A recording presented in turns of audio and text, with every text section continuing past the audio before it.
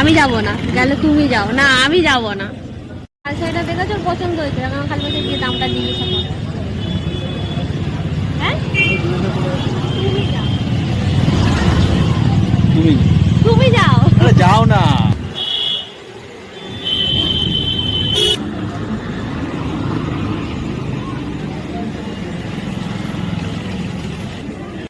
শাড়িটা কিন্তু ভালোই লাগবে।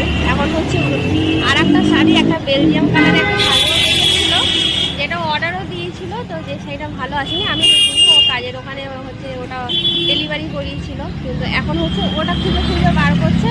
ওটা যখন আমাকে দিয়ে জিজ্ঞাসা করবো ওই শাড়িটা এখানে পাবো কিনা।